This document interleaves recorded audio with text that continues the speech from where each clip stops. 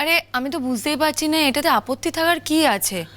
মানে আচ্ছা সাজি, তুমি আমাকে একটা কথা বলো, অর্জুনের সাথে একটা মেয়ে খারাপ করেছে, বদমাইশি করেছে, ওকে কষ্ট দিয়েছে, এতে ওর কোথায় দোষ আমি তো সেটাই বুঝতে পারছি না।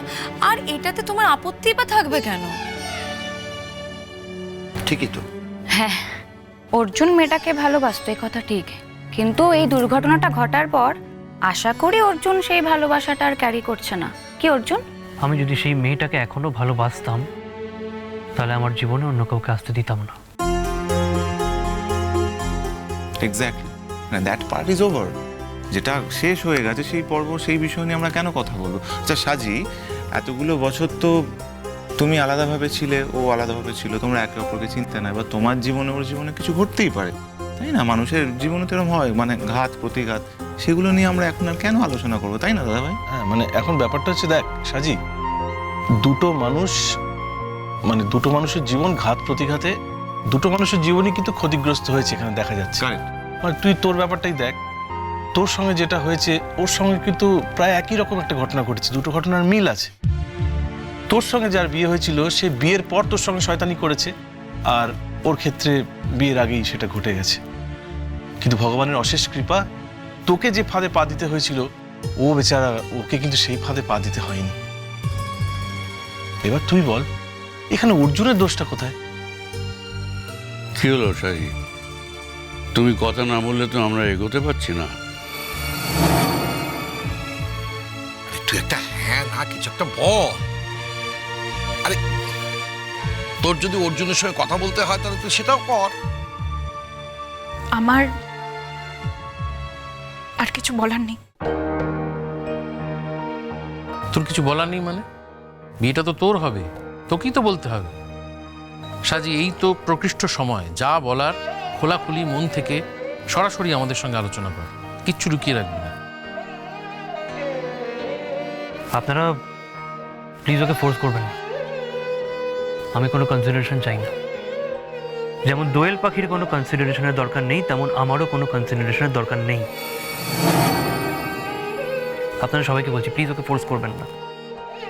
ওর যদি নিজের থেকে কিছু বলার হয় তাহলে ও বলে দেবে।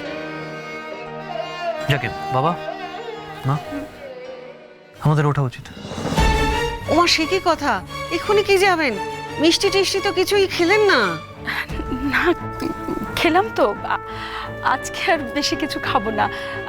আর যদি বিয়ে হয় তখন তো আর মিষ্টি খাওয়া পড়ে থাকবে না তার জন্য, তাই না? তখন এসে খাবো। আজ বরং উঠি, চলো। সাজি, ওনারা চলে যাচ্ছে, তুই শুনতে পাচ্ছিস না? কথা বল। কি হলো, চুপ করে আছো কেন? যদি তোমার আপত্তি থাকে এই বিয়েতে, সেটাই জানিয়ে দাও। একজন ভদ্রলোককে বা ভদ্রমহিলাকে বাড়িতে ডেকে এনে আমন্ত্রণ জানিয়ে তাদের অপমান করার তো কোনো অধিকার তোমার নেই।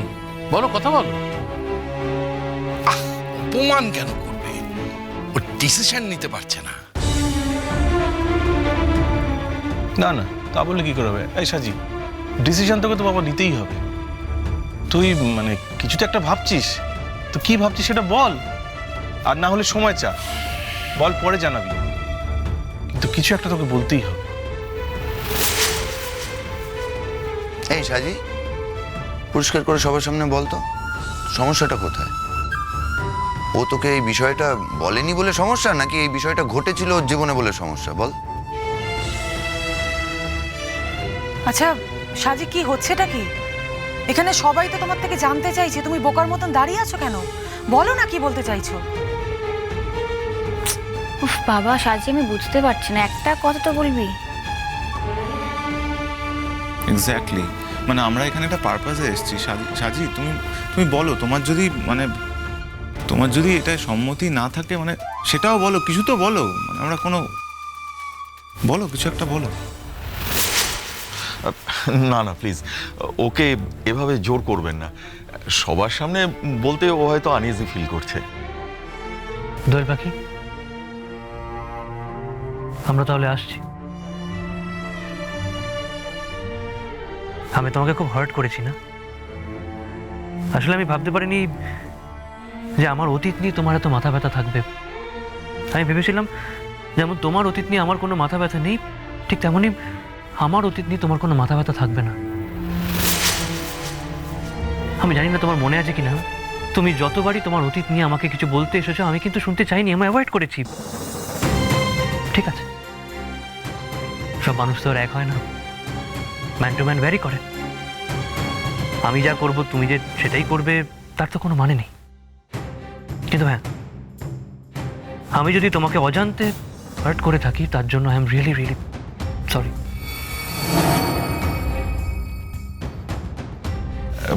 তাহলে আমরা আসি মা। আসি মা।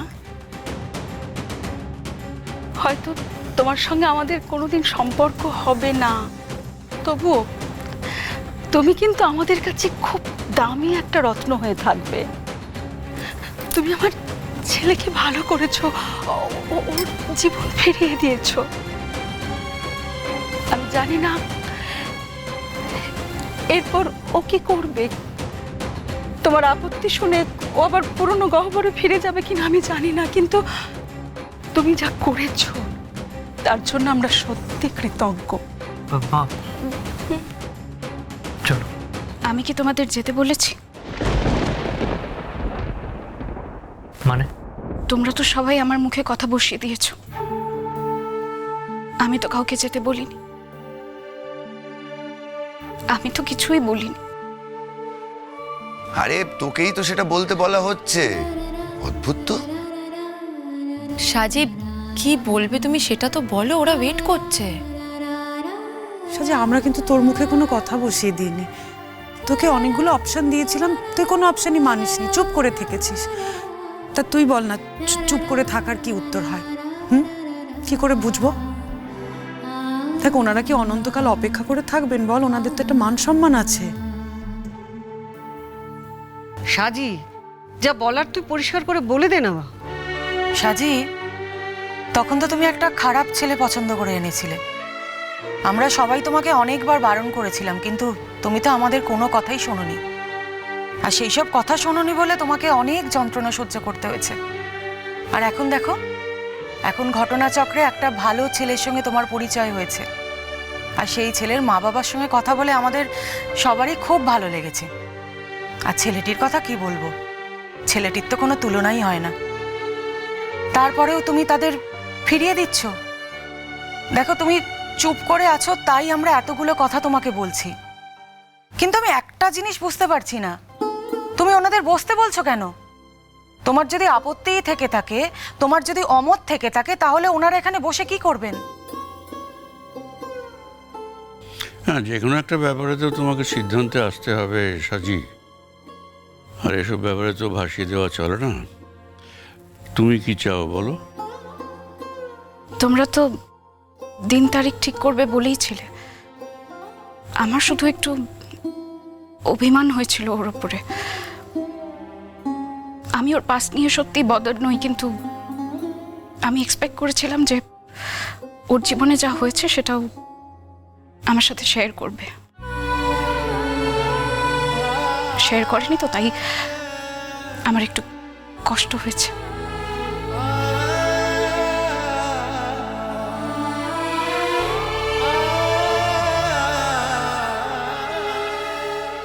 আই এম সরি দোয়েল পাখি, আসলে এই কথাগুলোর মধ্যে এতটাই কষ্ট, এতটা অপমান জড়িয়ে আছে, তাই আমি তোমাকে বলতে পারিনি। আমি ওই মুখটা, ওই নামটা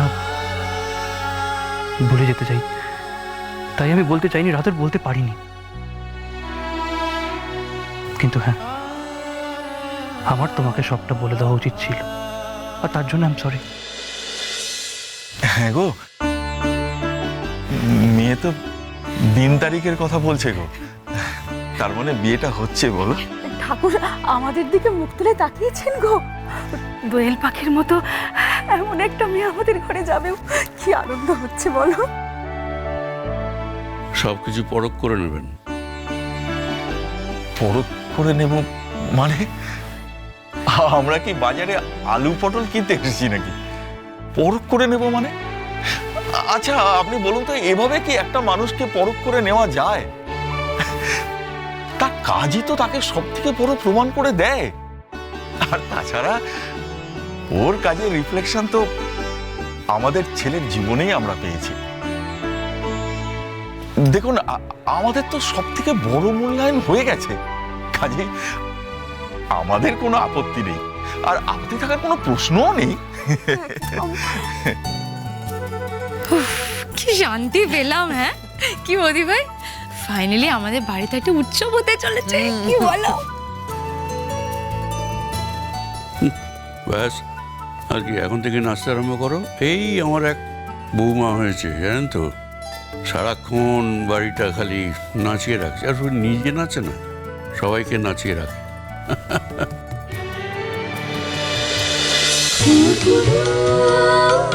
খুরকুরি